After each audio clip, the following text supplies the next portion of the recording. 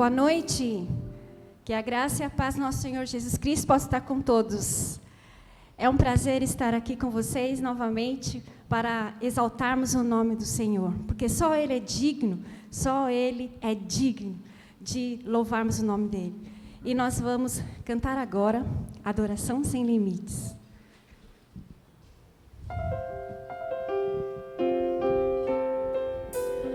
O que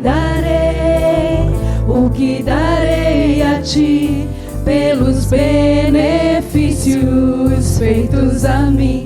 Me lembrarei, Senhor, de tuas grandes obras.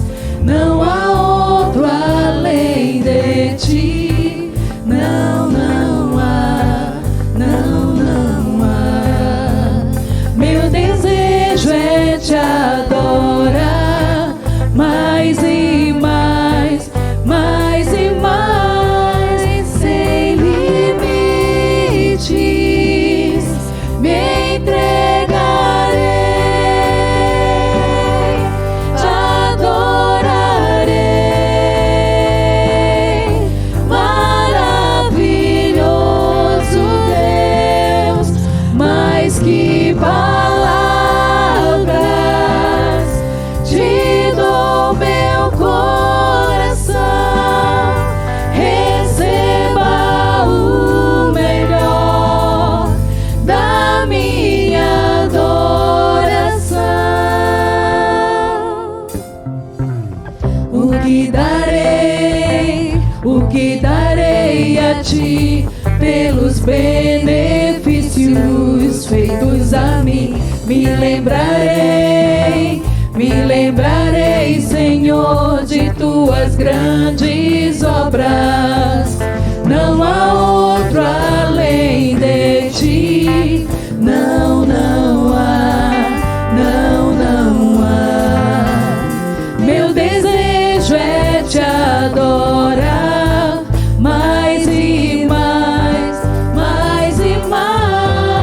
sem limites. Me entregarei, adorarei,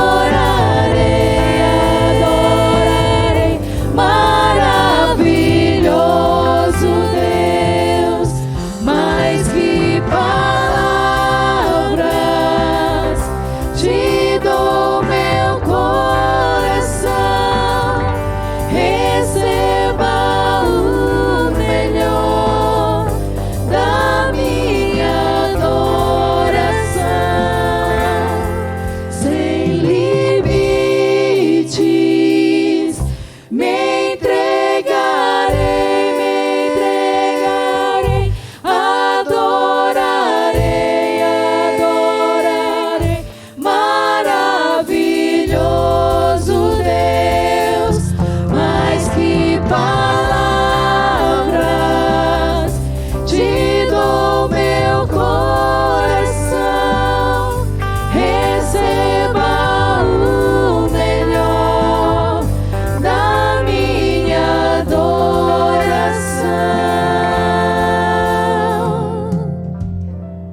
Amém.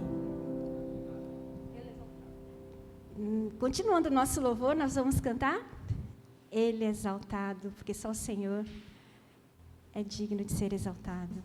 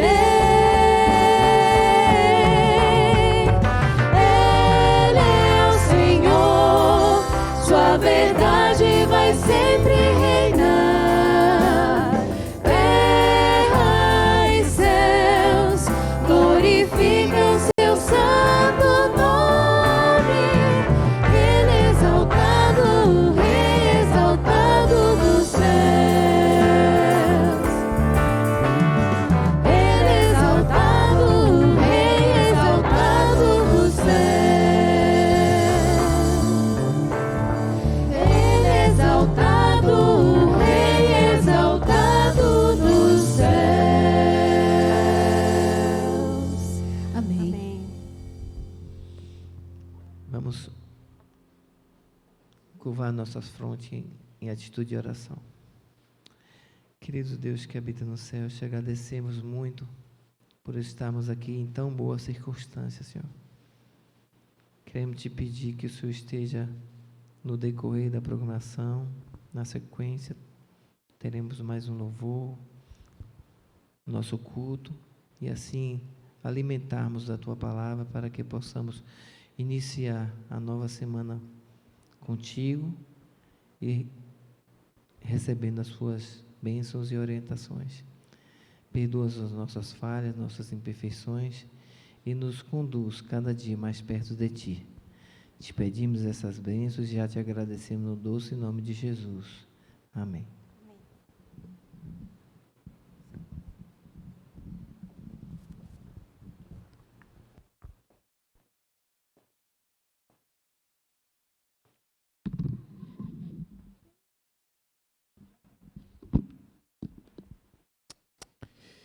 Uma boa noite para você, que alegria estarmos juntos neste momento em que separamos para estudar a Palavra de Deus. Essa série toda especial que estamos estudando aqui diretamente da Igreja Adventista de Vilas do Atlântico. E você é muito bem-vindo em nosso canal, muito bem-vindo em nossa igreja. É um prazer ter você aqui conosco. E com certeza tem sido enriquecedor para mim, tanto também para você, estudar a Palavra de Deus, verificar as verdades que nós encontramos através do estudo do Santuário de Deus. Aqui nós temos um painel que remete a essa ideia, né? Santuário, o caminho de Deus. Tudo isso foi preparado com carinho para poder atender você, a sua família, os seus amigos, e por isso eu queria desde já fazer um desafio para você. Qual é o desafio que eu gostaria de fazer para você? Não deixe de compartilhar este link com seus amigos. Sim, compartilhe esse link sem moderação. Pode preparar uma lista no seu WhatsApp com uma transmissão aí que você queira fazer, ou nos grupos da família, não importa para onde seja. Espalhe este link como se estivesse espalhando folhas ao vento, para que esta mensagem, para que este estudo possa chegar nas mãos das mais diversas pessoas. Pessoas que queiram e que gostem de aprender sobre a Bíblia e que possam encontrar as verdades que o Santuário de Deus carrega. Eu tenho ouvido já comentários aí através do chat ao vivo, como também nos comentários que ficam aí no vídeo depois. A gente tem visto o carinho, a alegria das pessoas em aprender sobre a Bíblia, e com certeza hoje não será diferente. Por isso, compartilhe o link, deixe o seu like, sua curtida aí no vídeo para que possa chegar para mais pessoas. Faça isso para que de alguma maneira essa mensagem não só fique apenas para você, mas que possa então ser disseminada para o maior número de pessoas. Hoje a gente vai avançar no nosso estudo. Na semana passada a gente continuou então o tema do santuário, verificando então sobre a construção do santuário terrestre. E hoje ficamos então responsável de poder trabalhar um pouquinho mais sobre agora o significado daquilo que foi construído. Quais são as verdades que nós encontramos através desses móveis, dos compartimentos do santuário, como é que isso funcionava, de que maneira isso tem que ver com as nossas vidas hoje. Então, de alguma maneira, a gente vai tentar entender essa resposta, esse estudo, a partir desse tema, que tem como título o Evangelho em Símbolos. Por isso, se você já tem a sua Bíblia aí, pegue a sua Bíblia, um papel, uma caneta, um lápis, o que quer que seja, tome ele neste momento e vamos juntos estudar a palavra de Deus e vamos verificar então sobre esse tema tão importante que é o Evangelho em Símbolos. Na semana passada, a gente verificou então que o santuário, ele é uma realidade no céu. E a gente viu que o desejo de Deus todo o tempo foi trazer esta morada dele para junto dos seus filhos. A ideia foi que Deus, ele sempre quis estar habitando no meio do seu povo. Deus sempre quis trazer essa realidade da sua presença. E eu falei com vocês na semana passada que o primeiro santuário, a primeira menção, a primeira ideia que temos de santuário, não é aquele santuário apenas do Êxodo, mas nós temos então o Éden, a criação, como fazer ali um primeiro santuário.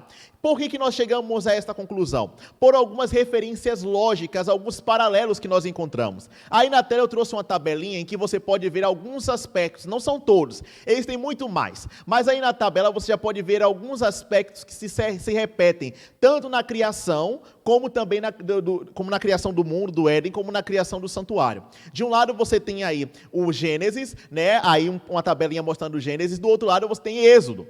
tá? No primeiro tópico que você tem aí é que, assim como na criação, que leva 6 dias literais, aí Deus fazendo, assim também na construção do santuário, você tem também Deus aparecendo a expressão, e Deus disse a Moisés. 6 vezes essas palavras vão aparecer em Êxodo, na construção do santuário. Então você percebe um paralelo muito lógico entre 6 vezes Deus dizendo na criação, construindo o Éden, e agora você tem 6 vezes também isso repetindo no santuário. Um outro aspecto importante é que na última sessão da criação, vai aparecer lá que Deus descansou. O sábado aparece no capítulo 2 de Gênesis, como o término então da criação, como o desfecho da criação. Assim também no santuário. Vai aparecer então no capítulo 31 de Êxodo, logo após as instruções sobre a construção do santuário, você tem então o sábado aparecendo ali, quebrando ali todas aquelas informações que aparece então a instrução sobre o sábado em Êxodo 31. Depois você tem algumas palavras que vão se repetir, palavras como conclusão e de bênção e aprovação. A palavra tudo, assim terminou, abençoou, isso vai aparecer no final da criação também, mas também vai aparecer no final também da construção do santuário.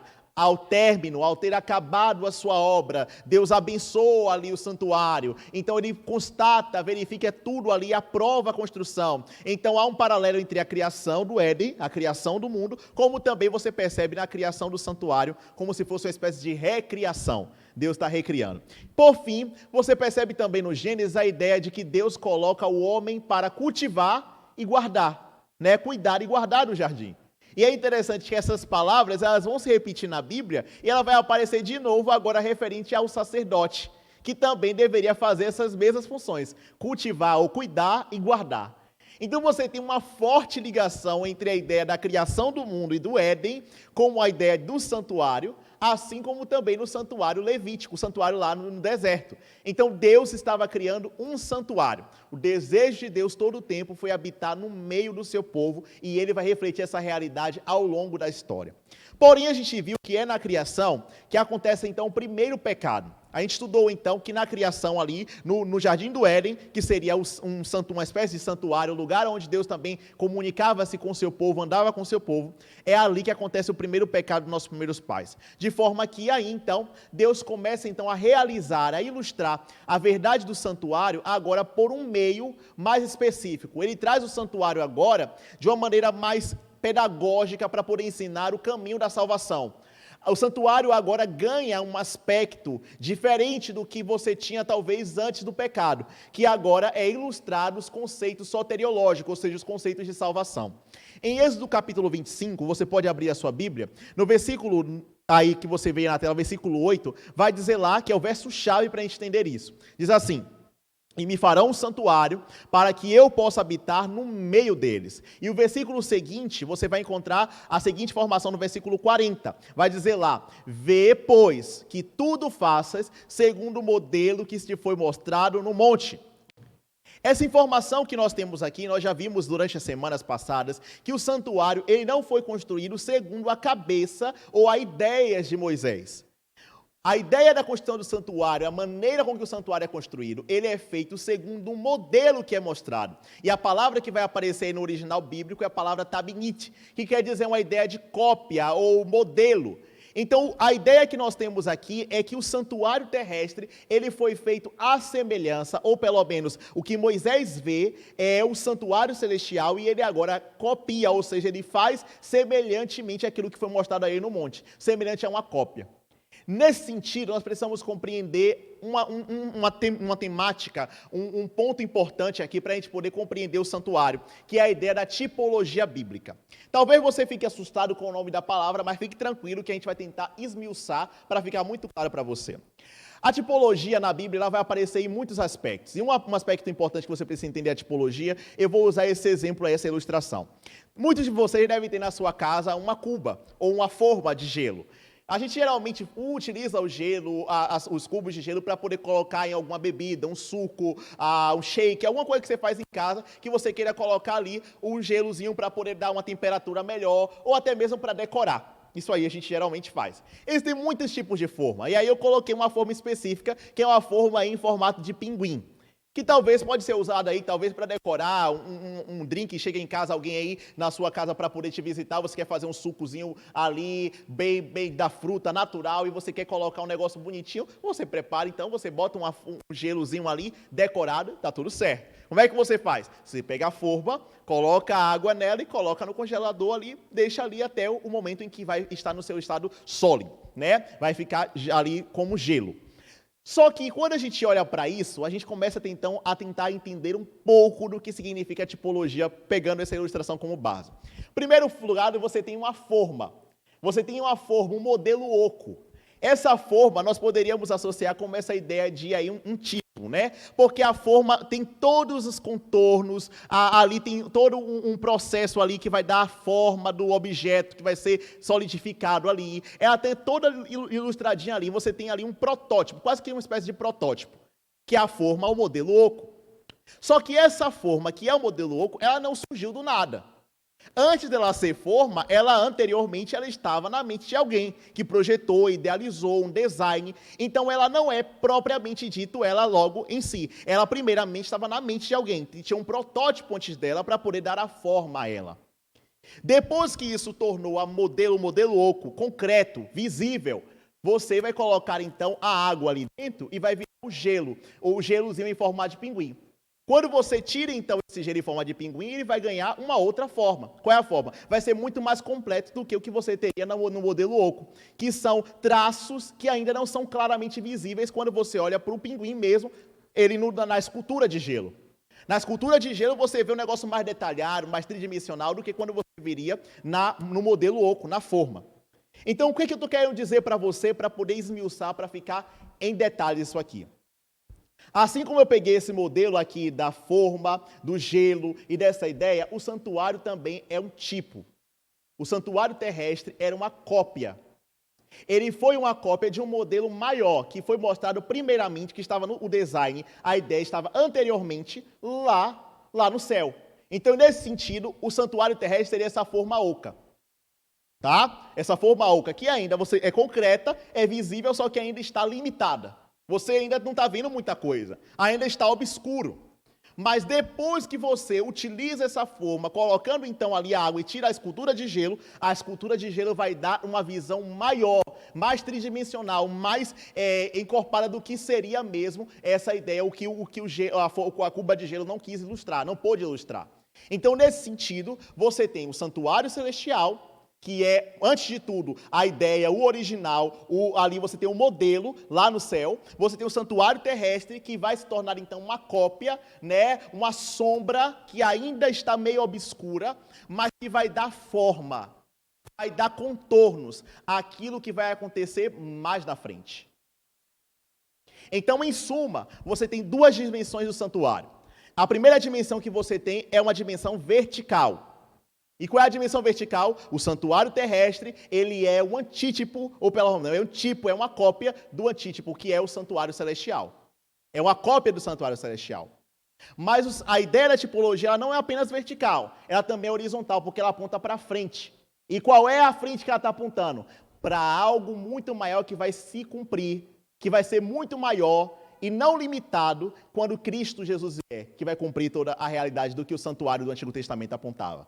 Então, quando você olha para o santuário, para ficar bem claro agora para você, é o seguinte: o santuário terrestre, ele tem duas dimensões tipológicas. A primeira é uma dimensão vertical, porque ele é uma cópia do santuário celestial, o santuário que está no céu, o santuário de Deus, que existia muito antes dele. Então, ele aponta para cima. Mas ele também é algo que vai apontar para frente. Por quê? Porque ele tem um prazo, ele tem uma limitação. Por quê? Porque ele está apontando para uma realidade futura, que ainda virá, quando Jesus Cristo vier e cumprir aquilo pelo qual o santuário vai apresentar.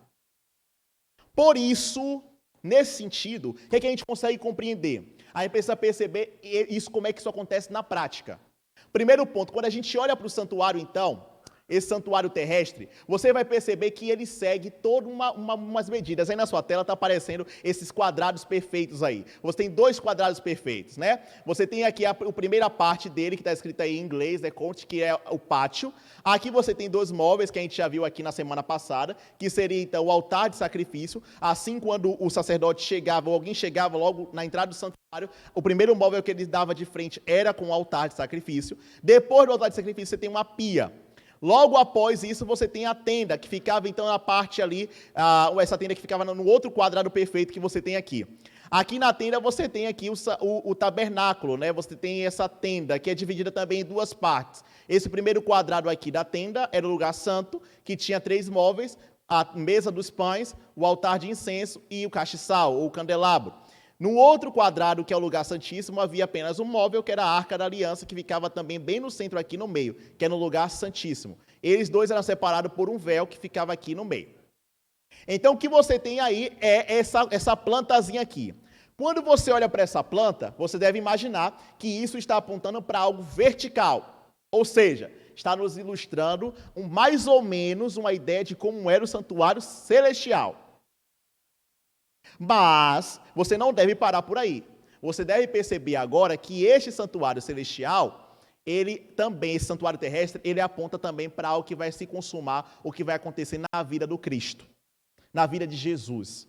Por isso, eu preciso então olhar para o santuário e entender como é que esse santuário vai apontar para Cristo, como é que eu entendo o evangelho a partir do santuário. De que maneira pedagógica foi que Deus ilustrou o plano da salvação em cada móvel do santuário e em cada função que acontece no santuário. Vamos dar uma olhadinha em algumas coisas? Primeiro ponto, a gente vai ter que olhar aqui sobre esses símbolos. O primeiro está aí no altar. O altar de holocausto, que ficava logo ali no pátio, quando você entrava ali no santuário, na primeira parte ali, você tinha então o altar. Esse altar que a gente já viu as medidas na semana passada, tudo direitinho, ele estava ali, não era por acaso. Era sob ele que era colocado então a carne do animal ou a pele do animal para ser então consumida, ou muitas vezes incinerada. Era ali que fazia então as brasas e que consumia toda a oferta que era colocada em cima do altar. Mas nesse altar também você tinha 4 chifres, que ficavam nas suas pontas aqui. Esses 4 chifres eram utilizados também pelo sacerdote, porque ali também era colocado sangue, muitas vezes, do animal que era imolado, que era morto. Era colocado nessas pontas, nesses chifres. E em alguns momentos também, era derramado também o sangue, o resto do sangue que não era utilizado, ele era derramado ao lado, nas bases do altar de sacrifício. Esse altar ele não está aí por acaso. Quando você olha, por exemplo, para Hebreus, capítulo 9, verso 13 a 14, olha o que o autor bíblico vai dizer. Portanto, se o sangue de bodes e de touros e a cinza de uma novilha aspergido sobre os contaminados os santificam, quanto mais a purificação da carne, muito mais o sangue de Cristo, que pelo Espírito eterno, a si mesmo se ofereceu sem mácula a Deus, e purificará a nossa consciência de obras mortas, para servirmos ao Deus vivo. A ideia do texto de Hebreus, o que parece nos trazer, é que esse altar aí seria uma clara representação da cruz de Cristo. Porque assim como ali a carne do animal, o corpo do animal era incinerado e era totalmente consumido, assim também na cruz, a vida do Filho de Deus foi totalmente consumida, ele entregou completamente. Então o altar de holocausto, o altar de sacrifício, representaria muito bem aquilo que nós iríamos enxergar futuramente como a cruz aonde Jesus entregou a sua vida. O altar de sacrifício, então, trataria essa ideia, essa metáfora, que representaria, então, a cruz, aonde a oferta é entregue, aonde a oferta é depositada. É no altar de sacrifício que a carne do animal, que a pele do animal, toda a sua vida e a oferta é consumida no altar de holocausto. Então, o altar representaria para a gente, no futuro, apontaria, então, a ideia da cruz. Avante, nós temos, então, uma pia. E nessa pia você tem também ali onde colocava água, em que o sacerdote então purificava as suas mãos, os seus pés, e algumas vezes até lavava também as suas vestes, antes de oficiar dentro do tabernáculo. Ele não poderia entrar no santuário de maneira impura, e por isso tinha aquela pia ali, antes dele entrar, para ele poder lavar suas mãos, os seus pés, se purificar de toda impureza. Só que esse texto, esse móvel, essa pia que ali estava, com a água que ali tinha dentro, lá na frente, quando Jesus Cristo vai vir, ele vai usar uma metáfora muito interessante. Porque quando você olha para João 7, versículo 37, lá Jesus vai dizer o seguinte: no último dia, o grande dia da festa, levantou-se Jesus e exclamou: se alguém tem sede, venha a mim e beba. O que nos parece aqui, através desse verso, que Jesus, tanto aqui em Apocalipse 7, depois lá em Apocalipse também você vai encontrar essa referência, Cristo, ele se identifica com a água que sacia a nossa sede, mas também ele é a água que purifica a nossa vida de todos os nossos pecados. Por isso, quando nós olhamos para a pia, que limpava, que purificava o sacerdote, de alguma maneira, Cristo vai usar uma metáfora lá na frente, que pode estar associada com essa ideia que a pia carregava, que é a ideia de purificação, de ser a água da vida. E que pode também simbolizar futuramente, né? Claro, a gente pode também encontrar uma instituição bíblica que era o batismo. É claro que quando a pia estava ali no santuário, ela não tinha esse significado. Jesus não estava ensinando o batismo ali desde já, porque o batismo é uma instituição tardia, lá no Novo Testamento. Mas o batismo vai ganhar também uma conotação no Novo Testamento, que é uma ideia de purificação, né? É uma ideia de renascer, de entregar a vida a Deus, de lavar as nossas vestes, lavar a nossa vida dos nossos pecados. E o batismo traz essa ideia, né? Então, por isso, nós podemos enxergar na pia, talvez, essas metáforas que vão ser vistas no Novo Testamento. Quando a gente passa, então, para o lugar santo, né, você tem agora a parte de dentro, o tabernáculo aí você está vendo ele de uma maneira panorâmica, você tem o lugar santo com esses 3 móveis, e tem o lugar santíssimo logo atrás do véu, que é a cortina que separa. Na primeira parte, você tem alguns móveis, o primeiro deles que você tem é a mesa com os pães. Essa mesa, a gente já viu o que esses pães que estavam ali eram pães asmos, pães sem fermentos, que estavam enfileirados ali em 2 colunas de 6, e esses 12 pães que estavam ali, em certo sentido, representavam o povo de Deus, as tribos de Israel, que era em número de 12, tá? E esse pão tinha que ver muito com o sustento que Deus dava. O sacerdote trocava esse pão semanalmente e ele consumia desse pão. Então, a gente viu que a ideia dessa mesa de pães era que Deus sustenta, Deus alimenta o seu povo. Só que no Novo Testamento, Jesus ele vai usar uma metáfora que parece também associar muito com a mesa de pães. Quando você olha para João capítulo 6, no versículo 35, Jesus vai dizer: eu sou o pão da vida. O que vem a mim jamais terá fome, e o que crê em mim jamais terá sede. Cristo se identifica com essa metáfora, com o pão que alimenta, que mata a fome, que sacia aqueles que estão com fome, aqueles que sentem fome. E em certo sentido o santuário tinha esse elemento do pão. E por isso, lá no futuro, você vê Cristo se identificando como tal, como o pão da vida, como aquele que sacia a fome da alma, que sacia todos aqueles que vêm a Ele, muito mais do que o alimento físico, muito mais do que a comida que é colocada em nossa mesa. Jesus, Ele quer nos alimentar por completo, Ele quer saciar a nossa fome da alma. Por isso, Cristo é o pão que alimenta, que sacia, que nos completa, que nos preenche e que não nos deixará vazios. Dessa forma, nós podemos perceber um cumprimento, ou pelo menos uma ideia de que Cristo representa então esse pão, que por muito tempo se encontrava lá no santuário terrestre, no santuário do deserto, que era o santuário israelita. Do outro lado, então, à sua esquerda, você tem então o castiçal, o candelabro, com a lâmpada que ela era colocada. Essa lâmpada que você tem ali, ela deveria estar acesa o tempo todo, como a gente viu na semana passada. Nunca poderia apagar essa lâmpada. Essa lâmpada deveria ser mantida acesa e por isso o sacerdote constantemente trocava o óleo daquela lâmpada. A cada momento ele reabastecia ali de combustível, com aquele óleo ali, com azeite, para que a lâmpada permanecesse acesa. Iluminava todo aquele recipiente, aquele lugar, todo aquele ambiente era iluminado por aquele candelabro, pela luz que emanava desse candelabro. E essa luz que a gente vê aqui, ela é encontrada uma metáfora quando nós olhamos para João capítulo 8, versículo 12, quando Jesus ele vai dizer: eu sou a luz do mundo. Quem me segue não andará em trevas, mas ao contrário, terá luz da vida. Então, nesse sentido, Jesus, lá na frente, ele vai usar a metáfora de que ele é a luz do mundo, a luz que ilumina. Assim como no santuário nós tínhamos um móvel que iluminava todo aquele lugar, pela lâmpada, pela luz que saía daquele candelabro, assim também Cristo é a luz que ilumina a nossa vida, que ilumina o mundo, é a luz do mundo. Ele é a luz do mundo. Nesse sentido, nós temos essa concretização, esse móvel apontando para uma ênfase do ministério de Jesus, para uma ênfase daquilo que Jesus Cristo era, o pão da vida, a água que sacia a nossa sede e também é a luz do mundo. Tá? À frente, então, depois que você sai dos dois lados, você tem, então, à sua direita, você tem, quando você entra, você tem a mesa dos pães, à sua esquerda você tem um castiçal, e na sua frente, então, você tem o quê? O altar de incenso.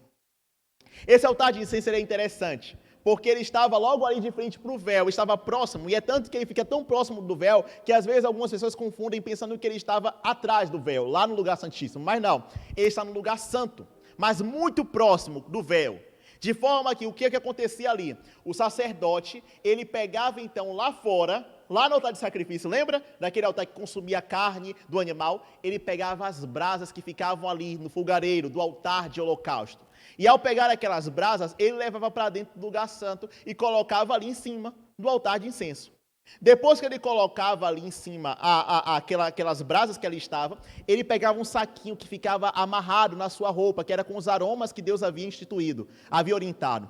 E ele pega aqueles aromas e coloca ali, e ele começa então a levantar incenso, a fazer aquela fumaça ali, um incenso subir e tomar todo aquele lugar com um cheiro que fica exalando e que vai para além do véu do lugar santíssimo. O sacerdote não podia entrar no lugar santíssimo. Nenhuma pessoa e nenhum israelita poderia atravessar o véu, porque o lugar santíssimo era onde a presença de Deus estava. E dessa maneira, se alguém entrasse sem autorização, seria consumido. Mas a fumaça do altar de incenso, ela ia aonde o sacerdote não podia chegar, aonde os seus pés não poderiam ir. A fumaça ia até ali. Ia até o Santíssimo, invadia todo aquele lugar, o templo, o tabernáculo, era cheio de fumaça, se enchia de fumaça. Só que essa fumaça, esse aroma, não ia sozinho. Porque o texto vai nos dizer que em alguns sacrifícios o sacerdote chegava ali dentro, no altar de incenso, ele molhava o seu dedo no recipiente que estava com sangue e passava em um dos chifres desse altar que você está vendo aí. E o sangue ficava então ali, nos chifres do altar de incenso. O que isso nos mostra? Isso nos mostra que o altar de incenso nos lembra muito sobre aquilo que é a fumaça que sobe a Deus, o aroma que vai até Deus, a oração, os louvores que sobem, que vai até onde os nossos pés não conseguem chegar. As orações que fazemos, aquilo que quando nós oramos, quando nós cantamos, quando nós adoramos a Deus, isso sobe até o trono de Deus, aonde eu e você não podemos estar. Pessoalmente, os nossos pés não conseguem ir, mas a nossa oração, ela vai até o trono de Deus. Mas ela não vai sozinha. Ela vai embebedecida, ela vai aromatizada com o aroma suave do sacrifício de Cristo. Assim como o sangue era colocado nos chifres daquele altar, o sangue de Cristo é que dá o aroma suave na nossa adoração, na nossa oração, para que chegue a Deus como um incenso suave às suas narinas.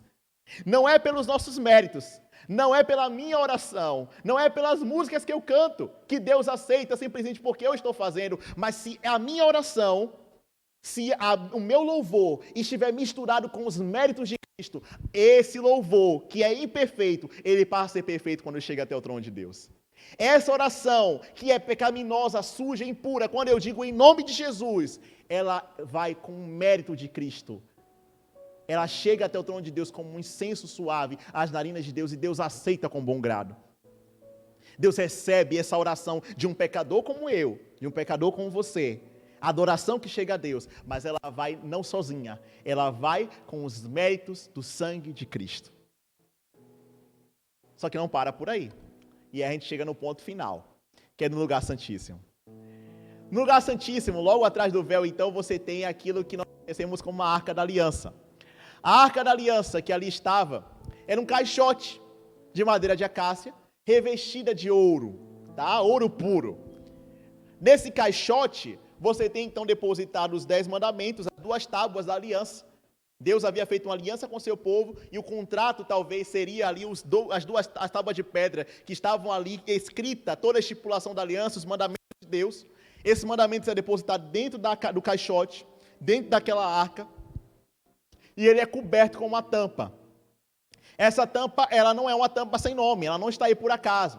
Essa tampa que cobre o caixote que tampa a caixa, a arca da aliança, é aquilo que a Bíblia vai chamar de propiciatório. Propiciatório. E esse nome vai ser muito importante, porque esse conceito a gente vai ver logo no Novo Testamento. Que Cristo vai fazer a propiciação, Ele é a propiciação pelos nossos pecados. A ideia do propiciatório remete muito à ideia de misericórdia, do perdão de Deus, porque era ali que, quando o sumo sacerdote entrava, que ele poderia passar o sangue do animal que ia fazer expiação ali na tampa do propiciatório. Era ali que o sumo sacerdote aspergiria o sangue, logo de frente ali aquela caixa, a Arca da Aliança, 7 vezes, no propiciatório. E em cima então desse propiciatório, vocês tinham os 2 anjos, esses 2 querubins, e no meio, era ali que a presença de Deus se manifestava, que futuramente nós conheceremos como a Shekinah, a presença de Deus. A ideia que nós temos aqui é que a Arca da Aliança era o lugar onde o trono de Deus estava estabelecido.